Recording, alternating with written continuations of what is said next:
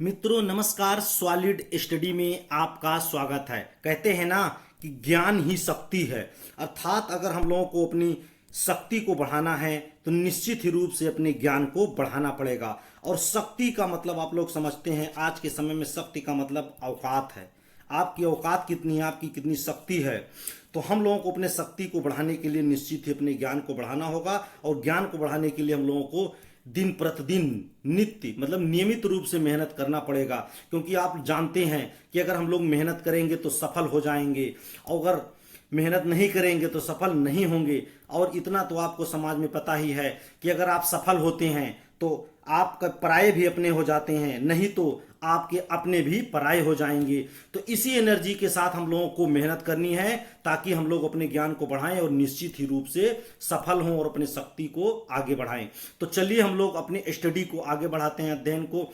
अभी तक हम लोगों ने एनसीईआरटी के अंतर्गत हम लोगों ने मित्रों क्लास 6 के अंतर्गत हम लोग अध्ययन कर रहे हैं। और आज तक हम लोगों ने लेसन 7 तक हम लोगों ने अध्ययन कर लिया है। और आज लेसन 8 के बारे में हम लोग अध्ययन करेंगे। और इस क्लास लेसन 6 का ये लास्ट लेसन है। तो चलिए हम लोग अपने स्टडी को आगे बढ़ाते हैं, उसके बाद हम लोग आगे अध्ययन करेंगे मित्रों। तो जैसे कि इसमें हमारा लेसन 8 है मित्रों कि भारत जलवायु, वनस्पति तथा वन्य जीव प्राणी। तो ये हम लोगों को ध्यान देना है कि अपने भारत के बारे में जब हम लोग ये पढ़ रहे हैं, किसके बारे में, जलवायु के, वनस्पति के और वन्य जीव प्राणियों के, तो किसके संदर्भ में हमको अध्ययन करना है, भारत की। तो ये हम लोगों को ध्यान देना है कि हमको जो भी अध्ययन, चाहे जलवायु के, चाहे वनस्पति के, चाहे वन्य जीव प्राणी के, तो हम लोग भारत के परिप्रेक्ष्य में अध्ययन करेंगे। तो चलिए पहले हम लोग देख लेते हैं। जैसा कि जलवायु जानने से पहले हम लोगों को जानना है मौसम।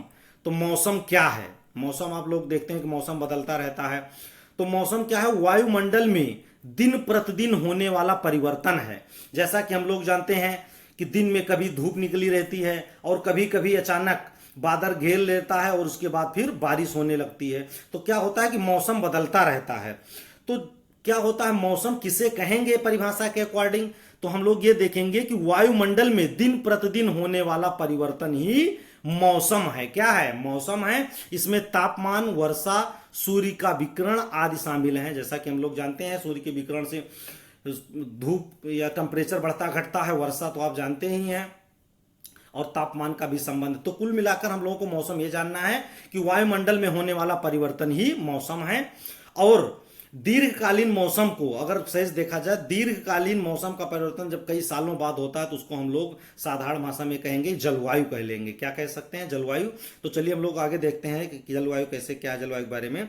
किसी स्थान पर अनेक वर्षों में, कितने वर्षों में? अनेक मतलब कई वर्ष, लंबे समय के, किसी स्थान पर अनेक वर्षों में मापी गई मौसम की औसत दशा। क्या होती है? औसत दशा। जब हम 10-20 साल का अध्ययन करेंगे, 25 साल या 25 साल 30 साल का अध्ययन करेंगे, उस मौसम की दशाओं को हम लोग क्या कहते हैं? जलवायु कहते हैं। तो ये हम लोगों को ध्यान दे रहना है कि किसी स्थान पर अनेक वर्षों की, मतलब जलवायु का मतलब होता है, जलवायु परिवर्तन के बारे में देखते हैं हम लोग, बात हो रही है तो लंबे समय के लिए 30-35 ईयर या 25 ईयर या हम लोग 50 साल भी ले जा सकते हैं। तो किसी स्थान पर अनेक वर्षों में मापी गई मौसम की औसत दशा को हम लोग क्या कहते हैं? जलवायु कहते हैं। तो हम लोगों को जलवायु क्या ध्यान देना है कि वायुमंडल में होने वाला दिन प्रतिदिन का परिवर्तन होता है, मौसम कहलाता है। लेकिन यही परिवर्तन जब कई वर्षों बाद होता है और उसका एक औसत हम लोग ज्ञात कर लेते हैं तो उसको हम लोग क्या कहते हैं? जलवायु कहते हैं। तो किसी स्थान पर अनेक वर्षों में मापी गई मौसम की औसत दशा को जलवायु कहा जाता है। ये हम लोगों को ध्यान देना है। भारत के दक्षिण भाग में, विशेषकर तमिलनाडु और आंध्र प्रदेश में शरद ऋतु में, मतलब शीत ऋतु में लौटते हुए मानसून से वर्षा होती है। तो हम लोगों को मानसून के बारे में जैसा कि मित्रों ध्यान देना है कि हमारा मान लीजिए भारत देश है, तो हमारे भारत देश में वैसे टेम्परेरी हम मानचित्र बना लेते हैं इसका। तो मित्रों हमारे भारत देश में जो वर्षा होती है वो ये आपका है अरब सागर। क्या है? अरब सागर। और इधर है बंगाल की खाड़ी। क्या है? बंगाल की खाड़ी।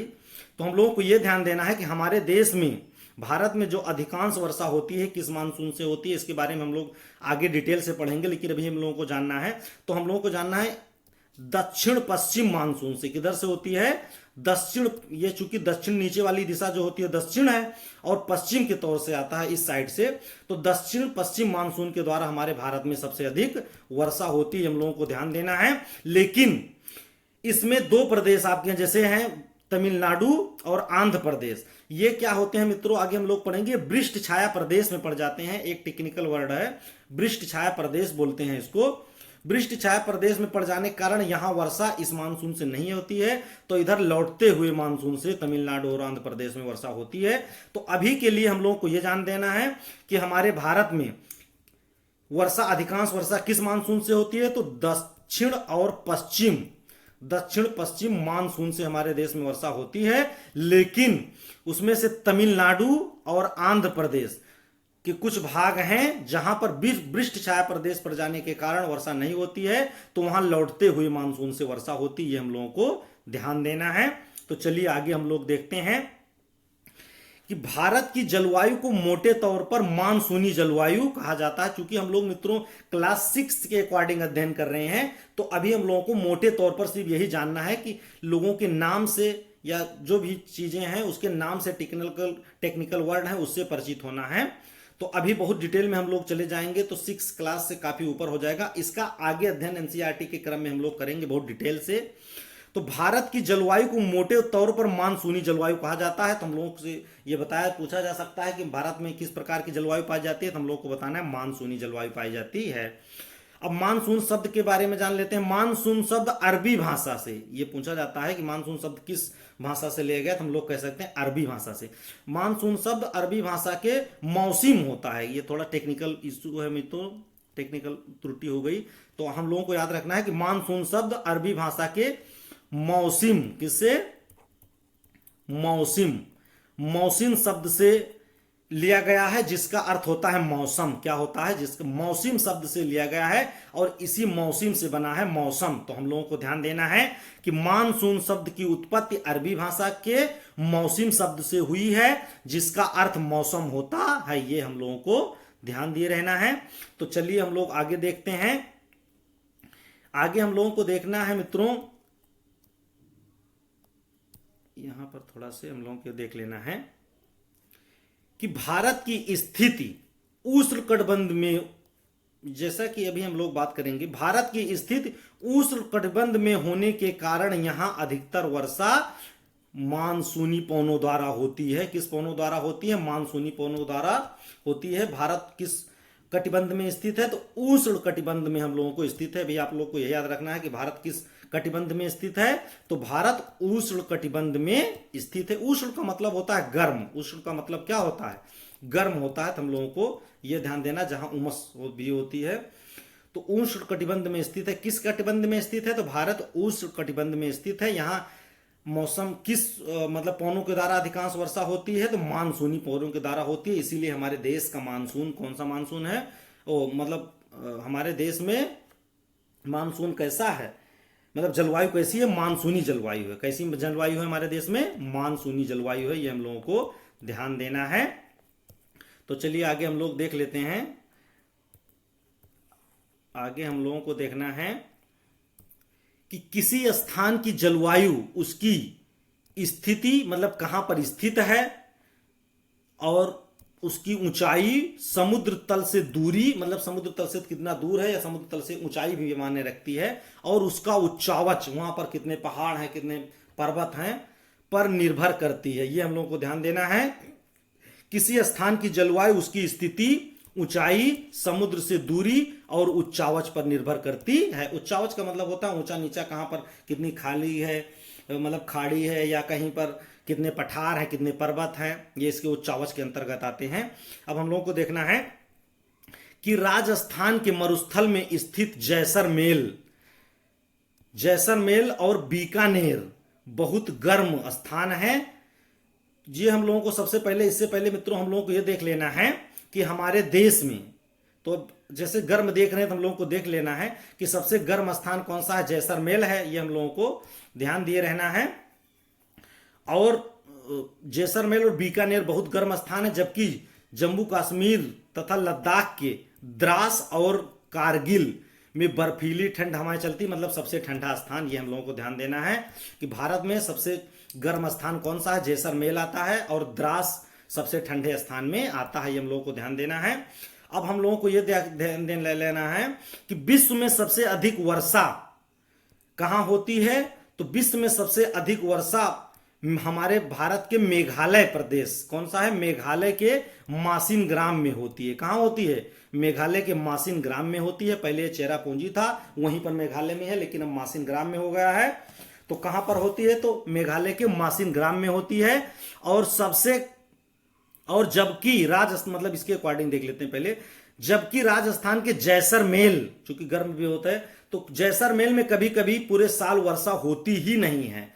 तो ये हम लोगों को ध्यान देना है कि अगर देखा जाए तो पूरे भारत में सबसे अधिक वर्षा कहां, मासिन ग्राम में होती है, और सबसे कम वर्षा कहां पर होती है, तो कभी कभी तो राजस्थान के जैसलमेर में नहीं होती है। लेकिन क्वेश्चन के अकॉर्डिंग हम लोग देखें मित्रों, तो हम लोगों को यह ध्यान देना है कि वर्षा तो सबसे अधिक राजस्थान में होती है, मेघालय के मासिन ग्राम में होती है, और सबसे कम वर्षा भारत में अगर कहीं पर होती है तो लेह में। कहां पर, लेह, ये लद्दाख की राजधानी है। कहां पर, लद्दाख प्रदेश अब घोषित हो गया है मित्रों। तो हम लोगों को सबसे कम वर्षा भारत में कहां होती है, प्रदेश में अगर पूछा जाए तो लद्दाख में, और स्थान पर पूछेंगे तो लेह में। लेकिन अगर कभी कभी होती ही नहीं है कहां पर, तो जैसलमेर में। कहां पर, जैसलमेर में। और सबसे अधिक वर्षा कहां पर होती है, मासिन ग्राम में। तो क्वेश्चन अगर डायरेक्ट पूछा जाता है, क्योंकि मासिन ग्राम वाला तो मासिन ग्राम करके पूछते हैं कि सबसे अधिक वर्षा कहां होती है पूरी दुनिया में, तो मासिन ग्राम में। किस प्रदेश में, मेघालय में। और अगर भारत में पूछा जाए कि भारत के किस प्रदेश में या किस स्थान पर सबसे कम वर्षा होती है, तो हम लोगों को ध्यान देना है लेह में सबसे कम वर्षा होती है। और प्रदेश पूछा जाए तो किस प्रदेश में, तो लद्दाख में। किसमें, लद्दाख में। अब यही लगे हाथ हम लोगों को देख लेना है कि हमारे यूपी में, किसमें, यूपी में सबसे अधिक वर्षा कहां पर होती है, किस जिले में, तो हम लोगों को ध्यान देना, यूपी में सबसे अधिक वर्षा गोरखपुर में होती है। कहां पर होती है, गोरखपुर में होती है। यह क्वेश्चन मित्रों आया हुआ है, गोरखपुर सबसे अधिक यूपी में वर्षा कहां होती है, गोरखपुर के में होती है। चूंकि पीसीएस वगैरह में, तो यूपी पीसीएस में तो यूपी विशेष 2 पेपर दे दिए हैं, तो इसमें से क्वेश्चन जरूर पूछा जाता है मित्रों। इस प्रकार का नॉर्मल क्वेश्चन हम लोगों को याद रखना है। और सबसे कम वर्षा यूपी में, सबसे कम वर्षा किस जिले में होती है, तो ये हम लोगों को ध्यान देना है कि आगरा में। कहां पर, आगरा में सबसे कम वर्षा होती है उत्तर प्रदेश में। और सबसे अधिक वर्षा, मतलब ये सबसे अधिक वर्षा गोरखपुर में, और सबसे कम वर्षा आगरा में होती है, यूपी में। और पूरे भारत में मासिन ग्राम में सबसे अधिक होती है, और लद्दाख में सबसे कम होती है। हम लोगों को ध्यान देना है। चलिए हम लोग आगे देख लेते हैं कि भारत की वनस्पतियों को 5 प्रकारों में विभाजित किया जा सकता है। भारत में हमारी जो वनस्पतियां पाई जाती हैं उसको 5 प्रकार की वनस्पतियों में बांटा गया है। नंबर 1 है उष्णकटिबंधीय सदाबहार वन। कैसे होते हैं उष्णकटिबंधीय सदाबहार वन। दूसरा उष्णकटिबंधीय पतझड़ वन, जो हम लोग के यहाँ पतझड़ पाए जाते हैं कि देखिए एक ऋतु ऐसी आती है कि लगभग पेड़ के सभी पत्ते झड़ जाते हैं, जो पतझड़ वाले वन हैं। उसके बाद में अगला है नंबर 3 कटीली झाड़ियां, नंबर 4 है पर्वतीय वनस्पतियां, और नंबर 5 मैंग्रोव वन। तो हम लोग को ध्यान देना है, भारत में 5 प्रकार की वनस्पतियां पाई जाती हैं। उष्णकटिबंधीय सदाबहार वन, उष्णकटिबंधीय पतझड़ वन, कटीली झाड़ियां, पर्वतीय वनस्पतियां और मैंग्रोव वन पाए जाते हैं। अब इसके बारे में हम थोड़ा सा हम लोग देख लेते हैं क्या उष्णकटिबंधीय कैसे क्या है। तो चलिए हम लोग आगे देखते हैं मित्रों। जैसा कि हम लोगों को इसमें देख रहे हैं कि उष्णकटिबंधीय सदाबहार वन, तो जो उष्णकटिबंधीय सदाबहार वन है मित्रों, जैसा कि सदाबहार वन की यहाँ पर एक वो दिखाया गया है चित्र कैसे हैं, तो सदाबहार वन को हम लोग वर्षा वन भी कहते हैं। हम लोगों को ध्यान देना है। तो इसमें बहुत घने वन पाए जाते हैं। पहले तो नॉर्मल हम लोगों को जान लेना है, इसमें बहुत अत्यधिक घने वन पाए जाते हैं। और कभी कभी इस पर सदाबहार वन में कहीं कहीं ऐसा होता है, पूरी दुनिया में अगर साधारण सदाबहार की बात करें, कि इसमें तो इतना ज्यादा घना होता है कि प्रकाश जमीन के नीचे तक नहीं पहुंच पाता, पत्ते ही ऊपर रोक लेते हैं, अर्थात बहुत घने वृक्ष पाए जाते हैं। तो चलिए हम इसमें उष्णकटिबंधीय सदाबहार वन के बारे में देख लेते हैं। ये वन अत्यधिक वर्षा वाले क्षेत्रों में पाए जाते हैं। ये इतने घने होते हैं कि सूर्य का प्रकाश भी जमीन तक नहीं पहुंचता। ये वन वर्षा के अलग अलग समय में अपनी अपनी पत्तियां गिराते हैं और वर्ष भर हरे भरे रहते हैं। ये हम लोगों को ध्यान देना है। कैसे रहते हैं? वर्ष भर ये हरे भरे रहते हैं। अब हमारे भारत में कहां कहां पाए जाते हैं तो हम लोगों को ध्यान देना है कि भारत में अंडमान निकोबार द्वीप समूह में, कहां पर? अंडमान निकोबार द्वीप समूह में। ये पूछा भी जाता है कि सदाबहार वन भारत में कहां पाए जाते हैं, तो अंडमान निकोबार द्वीप समूह में। और उत्तरी पूर्वी राज्यों मतलब पूर्वोत्तर के राज्यों में पाए जाते हैं, नॉर्थ ईस्ट में पाए जाते हैं। तो ये हम लोगों को ध्यान देना है। नॉर्थ ईस्ट में जैसा कि हम लोग जानते हैं कि 7 सिस्टर स्टेट हैं, 7 स्टेट हैं, ये हम लोगों को ध्यान दे रहना है। तो कितने स्टेट हैं? 7 स्टेट हैं। 7 सिस्टर स्टेट भी इसको बोलते हैं। नॉर्थ ईस्ट मतलब पूर्वोत्तर राज्य में, जहां पर अरुणाचल प्रदेश, मिजोरम, मेघालय ये सब है। तो हम लोगों को ध्यान देना है कि उष्णकटिबंधीय मतलब जो उष्णकटिबंधीय सदाबहार वन कहां पाए जाते हैं भारत में मुख्य रूप से? तो अंडमान निकोबार द्वीप समूह में और पूर्वोत्तर राज्यों में पाए जाते हैं। कुछ भागों तथा पश्चिमी घाट की सकरी पट्टी पाए जाने वाले प्रमुख, अब इसमें जैसे कि प्रमुख में मित्रों हम लोगों को ध्यान देना है कि महोगनी, इसके कुछ पेड़ हैं जिसका नाम हम लोगों को याद रखना, महोगनी, एबोनी और रोजवुड। ये चूंकि इस प्रकार के ऑप्शन देकर के कभी पूछ सकता है कि महोगनी किस प्रकार के वन के अंतर्गत आते हैं, तो हम लोगों को ध्यान देना सदाबहार, उष्णकटिबंधीय सदाबहार वन के अंतर्गत आते हैं। तो इसमें हम लोगों को महोगनी है, एबोनी है और रोजवुड है। ये हम लोगों को ध्यान दिया रहना है। चलिए आगे देखते हैं। उष्णकटिबंधीय पतझड़ वन, उष्णकटिबंधीय पतझड़ वन है। तो जो उष्णकटिबंधीय पतझड़ वन है ये हमारे देश में बहुत बड़े भाग पर पाए जाते हैं। इन वनों को ही मानसूनी वन कहा जाता है। चूंकि हम लोग देखते हैं साधारणतया हमारे जितने भी देश में वन पाए जाते हैं, हम लोग देखते हैं कि पतझड़ के समय में इसमें से पेड़ों से पत्तियां लगभग झड़ जाती हैं और बहुत कम ही पेड़ बचते हैं। जो सदाबहार वाले कहें कि कुछ पेड़ पाए जाते हैं इस क्षेत्र में कि उसमें पत्तियां नहीं झड़ती हैं, लेकिन लगभग पेड़ों की पत्तियां झड़ जाती हैं। तो हम लोगों को यह ध्यान देना है। जैसे इन वनों में सागौन है, क्या है? सागौन है, पीपल है, नीम है, शीशम है, हम लोग देखते हैं विभिन्न प्रकार के हैं। तो इसमें कुछ उदाहरण आपको ध्यान देना है। सागौन है, पीपल है, नीम है, शीशम है और अपने आसपास के जितने भी पेड़ हम लोग देखते हैं पत्तियां झड़ जाती हैं वो सब पतझड़ वन के अंतर्गत आते हैं। ये मुख्यतः एमपी, यूपी, बिहार, झारखंड, छत्तीसगढ़, राजस्थान, मध्य प्रदेश, महाराष्ट्र, मध्य प्रदेश, ये सब भागों में पाए जाते हैं। ये हम लोगों को ध्यान दिए रहना है। चलिए हम लोग आगे देखते हैं। इसका चित्र भी मित्रों ये है। ये देखिए सदाबहार काफी घने वन हैं और इस प्रकार के कुछ वन होते हैं जो ऊपर से लटकते हुए नीचे तक जाते हैं। ये नीचे भी जमते रहते हैं। तो ये हम लोगों को ध्यान देना है। इसके बारे में बताया गया है। तो चलिए हम आगे देखते हैं। अब जैसे कि हम लोगों को देखना है, नेक्स्ट है हमारा कटीली झाड़ियां। कटीली झाड़ियां का मतलब ये होता है जो मरुस्थल में पाए जाते हैं। कहां पर? मरुस्थल में पाए जाते हैं। तो इस प्रकार के वन हम लोगों को ध्यान दिए रहना है। तो जैसे ये वन मुख्यतः शुष्क क्षेत्रों में, शुष्क मतलब जहां पर बिल्कुल सूखा होता है, बहुत पानी की कमी होती, पाए जाते हैं। इसकी पत्तियां कांटे के आकार की होती हैं। अब कांटे के आकार के मित्रों क्यों होती हैं हम लोगों को ध्यान देना है कि जल की कमी को पूरा करने के लिए पत्तियां अपने आप को कांटे के आकार में ढाल लेती हैं। तो हम लोगों को ध्यान देना है। जैसे इसके प्रमुख वृक्ष है कैक्टस, कैक्टस जिसको हम लोग नागफनी बोलते हैं। कैक्टस है, खैर है, बबूल है, कीकड़ है इत्यादि इसके अंतर्गत आते हैं। जैसे कि यहाँ पर हम लोगों ने चित्र में भी देख रहे हैं कि ये नागफनी है और ये बबूल जैसे कुछ कटीली क्षेत्र में पाए जाने वाली वनस्पतियां हैं। ये हम लोगों को ध्यान देना है। तो कैक्टस है, खैर है, बबूल है, कीकर है इत्यादि हैं। ये वन प्रमुख रूप से राजस्थान, पंजाब, हरियाणा, पश्चिमी घाट के पूर्वी ढालों और तथा गुजरात में पाए जाते हैं। ये हम लोगों को ध्यान देना है। मतलब शुष्क क्षेत्रों में पाए जाते हैं। तो जाहिर सी बात है राजस्थान और गुजरात के क्षेत्रों में तो पाए ही जाएंगे जहां कुछ मरुस्थलीय क्षेत्र हैं। अन्य भी जहां पर कुछ मरुस्थलीय क्षेत्र हैं या कटीले पर्वतीय क्षेत्र है वहां पर भी इस प्रकार की झाड़ियां पाई जाती हैं। तुम लोगों को ध्यान देना है। चित्र के माध्यम से भी हम लोग देख ले रहे हैं कि कैसे ये होते हैं। तो ये हम लोगों को ध्यान देना है। पर्वतीय वनस्पतियां ये मुख्यतः समुद्र से मतलब समुद्र तल से, जो हम लोग जैसे मानते हैं समुद्र तल से कितनी ऊंचाई, समुद्र तल से 1500 मीटर से 2500 मीटर की ऊंचाई के बीच होती है। कितने मीटर से? 1500 मीटर से लेकर 2500 मीटर के बीच ऊंचाई होती है। इनके पेड़ों का आकार शंक्वाकार होता है। जैसा कि हम लोग जानते हैं कि जो पेड़ पर्वतीय क्षेत्रों में पाए जाते हैं वह शंकु के आकार के होते हैं। तो इनका आकार कैसा होता है? शंकु आकार होता है। वृक्ष शंकुधारी वृक्ष कहे जाते हैं। शंकु के आकार, जैसा कि आप चित्र में देख रहे हैं कि ये बिल्कुल देखो शंकु के आकार का है इस प्रकार के पेड़। तो ये पर्वतीय पेड़ है। कैसे पेड़ है? पर्वतीय है, तो इसलिए इसको शंकुधारी वृक्ष भी कहते हैं। इसके अंतर्गत चीड़ है, पाइन है, देवदार है। ये हम लोगों को मतलब इसका जो एग्जाम्पल है याद रखना है, चूंकि हमारे क्षेत्रों में जैसे मैदानी क्षेत्रों में कम पाए जाते हैं तो इसमें हम लोग इसका नाम कम याद रख पाते हैं, तो इसलिए हम लोग को इसको ध्यान देना है। चीड़ है, पर्वतीय क्षेत्रों के वन के अंतर्गत चीड़ है, पाइन है और देवदारू इत्यादि वृक्ष हैं। इसको शंकुआकार वृक्ष या शंकुधारी वृक्ष भी कहते हैं।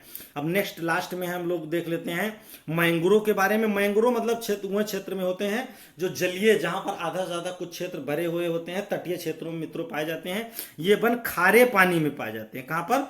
खारे पानी में रह सकते हैं। और ये मुख्यतः पश्चिम बंगाल के सुंदरबन तथा अंडमान द्वीप समूह में पाए जाते हैं। सुंदरी प्रकार के होने के कारण इसको सुंदरबन कहा जाता है। जैसा कि हम लोग जानते हैं कि पश्चिम बंगाल में जहां पर सुंदरबन का डेल्टा है वहां सुंदरी प्रकार के वृक्ष पाए जाते हैं, इसलिए हम लोग उसको सुंदरबन कहते हैं। इसकी लिए इस प्रजाति के क्षेत्र में मतलब विभिन्न प्रकार के वृक्ष पाए जाते हैं। इसको सुंदरबन कहा जाता है क्योंकि वहां सुंदरी प्रकार के वृक्ष पाए जाते हैं। ये यहाँ पर इसका चित्र दिखाया गया है मित्रों। ये मैंग्रोव है। मैंग्रोव के वृक्ष ऐसे होते हैं क्योंकि उसमें से टहनियाँ मतलब जैसा कि हम लोग देखते हैं बरगद वगैरह में होती है, ऊपर से लटकती हुई एक भाग आएगा और नीचे जाकर वो जड़ के रूप में जम जाएगा। तो इसी प्रकार से होते होते ये पेड़ आगे को बढ़ते रहते हैं। तो ये कौन से वृक्ष होते हैं? मैंग्रोव क्षेत्र के वृक्ष होते हैं। और ये तटीय क्षेत्रों में बहुत ही सुरक्षात्मक काम करते हैं। जैसा कि सुनामी वगैरह मॉडल में जितनी भी बड़ी बड़ी लहरें आती हैं उनको क्या करते हैं? तटीय क्षेत्रों में ये लहरों से सुरक्षा प्रदान करते हैं। तो ये हम लोगों को ध्यान देना है।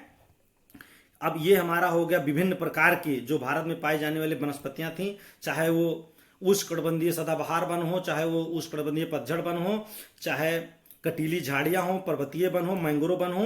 तो हम लोगों को मैंग्रोव से जो क्वेश्चन पूछा जाता है हम लोगों को ध्यान देना है कि मैंग्रोव से क्वेश्चन जब पूछा जाएगा तो यही पूछा जाता है मैंग्रोव वन सबसे अधिक कहाँ पाए जाते हैं? तो हम लोग को ध्यान देना है पश्चिम बंगाल में। कहाँ पर? पश्चिम बंगाल में पाए जाते हैं। यही ज्यादातर इससे क्वेश्चन पूछे जाते हैं। और हम लोग को यह भी ध्यान देना है कि पहाड़ी क्षेत्र वगैरह के जो भी जीव जंतु हैं या जितने भी प्रकार के, जैसे मान लीजिए कुछ कौन कौन से वृक्ष पाए जाते हैं, पहाड़ों में कौन कौन से जानवर पाए जाते हैं, और जीव जंतुओं के बारे में हम लोगों को पता है कि हमारे देश में कौन से पाए जाते हैं। जैसा कि हम लोगों को दो तीन चीज याद रखना है। एक याद रख लेना है मित्रों हम लोगों को, प्रोजेक्ट टाइगर। क्या है?